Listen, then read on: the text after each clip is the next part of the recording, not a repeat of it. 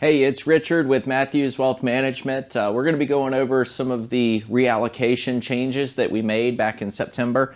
I already did the end of September market update, hence the same numbers as the last video, but this time I wanted to dive a little bit more into some of the changes that we made.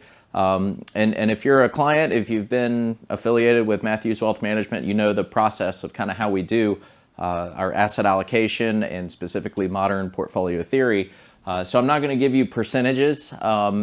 Every client's percentage per asset class is unique. It's built towards their financial objectives. So if we have a client that needs a 6.8% rate of return, we have a portfolio aimed at that 6.8. If somebody else needs 7.2, they have one geared towards 7.2. However, one of the things that we take advantage of on a tactical basis is shading more or less in each asset class, kind of based on how we think things are going economically and through regulation and interest rate inputs, etc. So, for example, if we typically would have a 2.3% commodities exposure for somebody in a moderate world, we might up that to a 3.1 or a 3.3 or whatever that amount might be to change.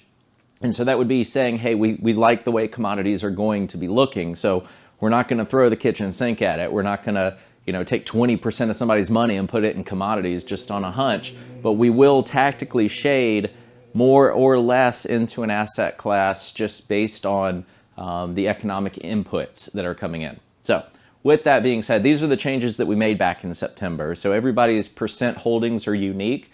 And some of the changes we made previous February are already above or below. So a great example would be tips right here. We were already very high in our tip exposure. So the fact that we left it alone does not mean that we are bearish on tips. In fact, I think tips are still going to be a good move coming up in the long run. Now, there are different types of Treasury inflation protected securities, and they have different durations and maturity dates, etc. But the gist of it is that we're still overloaded a little bit into tips.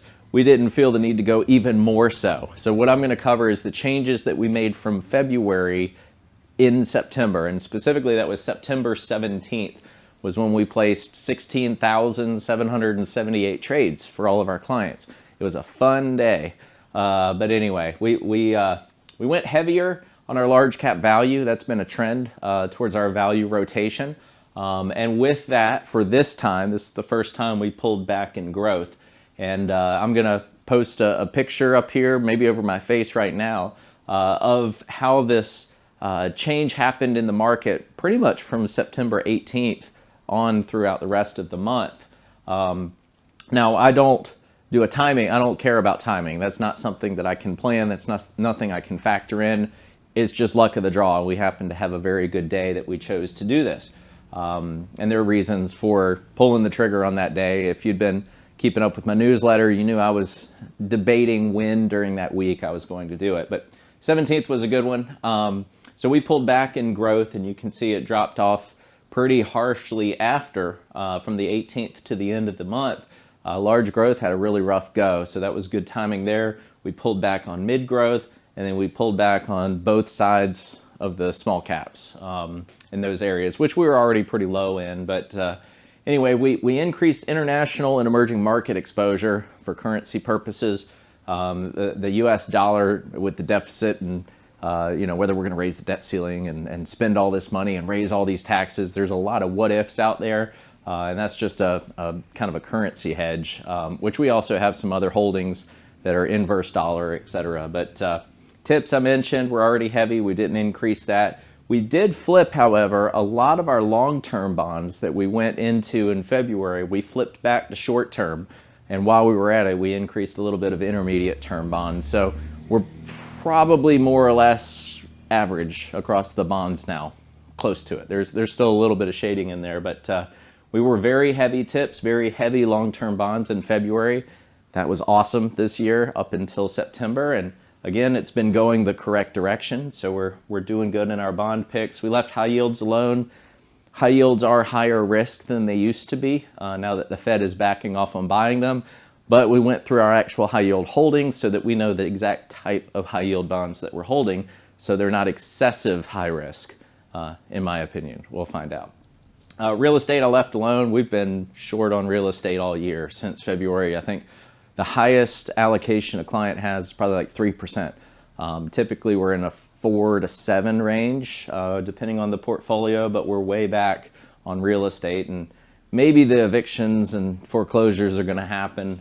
Maybe that's a little bit. I think there's more to it, to just the complete sell-off of the month of September. I think a lot of it had to do with US dollar concerns on budget reconciliation, printing more money, which would throw money back into growth, etc. But that's a rabbit hole I won't go into.